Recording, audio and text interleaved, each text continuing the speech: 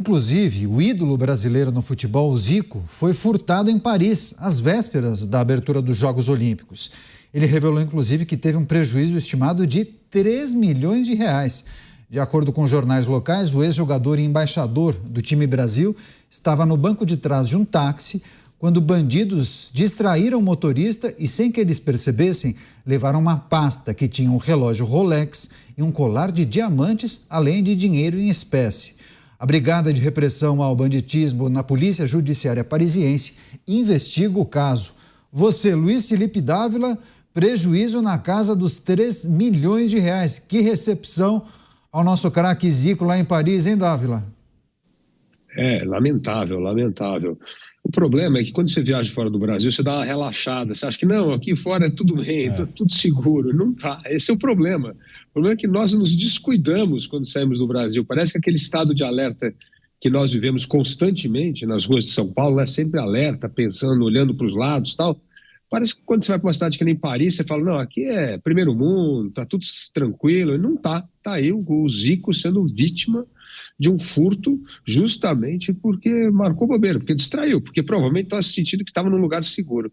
Então mostra que hoje não existe mais lugar seguro. Olha, isso acontece em Paris, acontece em Nova York, acontece em qualquer cidade do mundo. Então, hoje, esse crime de furto é algo assustador. E alguns estados dos Estados Unidos, como a gente sabe muito bem, né, Caniato, por exemplo, a Califórnia, se roubar $1.500 tá livre, não precisa nem é levado o bandido. Então, há uma tolerância com furto e roubo, como se fosse um crime menor, que é muito preocupante.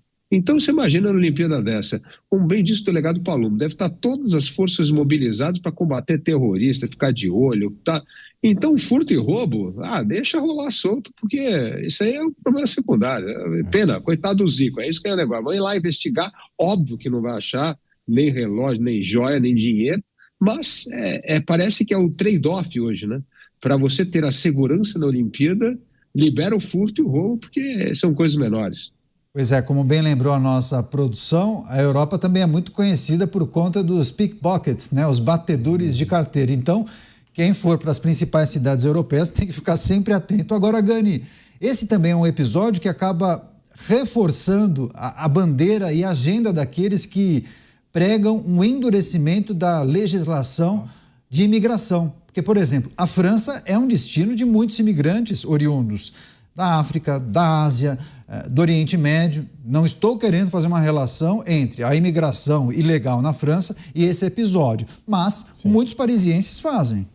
Exatamente, mas de fato a imigração ilegal e parte dos imigrantes ilegais, até porque vieram em péssimas condições, etc., estão associados à criminalidade. Essa é uma discussão que ninguém quer enfrentar porque ela é politicamente muito custosa, né? Logo já vão te acusar de xenofobia, etc. e tal. Mas isso ocorre também nos Estados Unidos. Muitos dos crimes estão associados a imigrantes ilegais. Não estou falando do imigrante legal, esse é muito bem-vindo ao país, mas o imigrante legal. Evidentemente que você tem aquele imigrante legal que fugiu do país, que está em péssimas condições e acaba se recolocando na sociedade. Mas muitos imigrantes ilegais, eles estão associados a atividades criminosas. Tanto é que há um desconforto muito grande em relação à população. Vamos chegar no ápice disso, né? Você tem o Brexit como uma resposta a isso. Há uma crise imigratória nos Estados Unidos, que é o calcanhar de Aquiles do Partido Democrata, porque, de novo, né? Tudo é muito bonito nesse mundo sem fronteiras no papel, né? Que não vai ter nenhum tipo de conflito, não vai ter escalada da violência, né? Eu vou conviver muito bem, aqui as diferenças culturais, até chegar ao mundo real, né? O mundo real é outra coisa, aí eu tenho que ir lá conviver com alguém de uma cultura diferente, não é tão simples, muitas dessas pessoas vão estar associadas à criminalidade e, além disso, Caniato, há também no Ocidente uma espécie de escalada da impunidade. Então a gente veja, nos Estados Unidos é algo inimaginável que numa cidade como São Francisco, a pessoa até $1.000, se ela roubou ali numa farmácia, numa CVS, ela não vai presa. Ela entrou numa Best Buy, tentou roubar ali um computador, ela não vai presa na prática, né? Então você está dando um convite para que o criminoso roube mais. E na Europa ocorre o mesmo movimento. Se você pega na Inglaterra, a polícia não pode usar só pode usar armamentos em determinadas situações. Então você está criando um ambiente, né, propício à criminalidade e à impunidade. Pois é, delegado Palumbo, quem imagina que esse tipo de episódio só acontece em países pobres ou países em desenvolvimento se engana, né? Malandragem não dorme no ponto, inclusive estamos observando isso acontecendo em Paris e em várias outras capitais europeias. Mas em relação ao que aconteceu com o craque Zico, foi possivelmente uma falha no policiamento ali naquela região? Sim, com certeza. O patrulhamento falhou. A polícia falhou. Todas as vezes que tem um crime, a polícia falhou. Isso aí é tão certo quanto a luz solar. Se ela tivesse agido rápido, não teria evitado o roubo ou teria pego o ladrão logo após o roubo. Só que isso não é um caso isolado. Um australiano, medalha de ouro no BMX, também foi roubado dentro de uma van. Os ladrões, eles procuram oportunidade.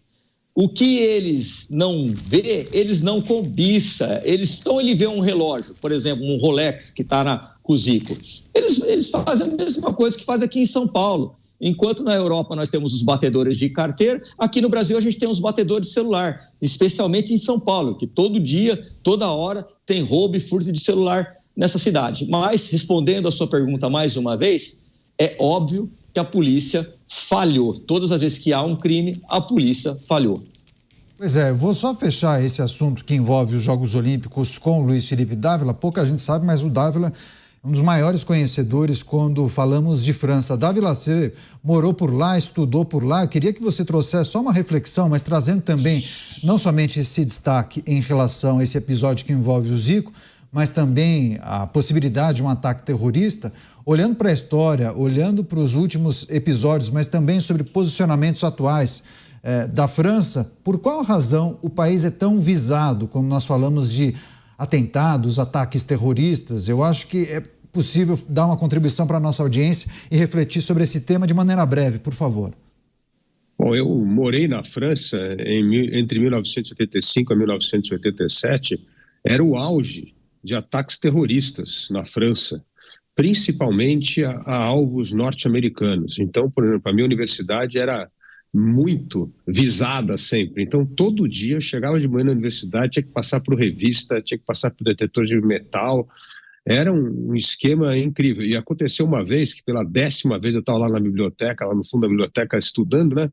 E aí tocou o alarme. Eu falei, quer saber, dessa vez eu vou ficar escondido atrás dos livros aqui, porque não é possível, toda vez que esse negócio acontece, a gente tem que parar de estudar e tal. E aí o policial me achou lá, me deu uma bronca danada. Não pode ficar aqui, não sei o quê. Então era um momento de muita tensão. E uma vez até eu ia treinar todo dia de manhã, passei numa galeria lá, e eu estava dentro da academia quando eu escutei a explosão que explodiu lá na Champs-Élysées, um ataque terrorista. Então, assim, a gente vivia sobre a égide do medo o tempo inteiro. Isso era o fim dos anos 80. Então, você vê que essas ondas de violência, de tempos em tempos, elas voltam com força total. Tá certo. A gente vai seguir monitorando as informações que chegam de Paris. A Jovem Pan News também com uma ampla cobertura, inclusive com programas especiais e, claro, toda a nossa equipe de esportes debruçada, monitorando tudo o que acontece por lá em Paris.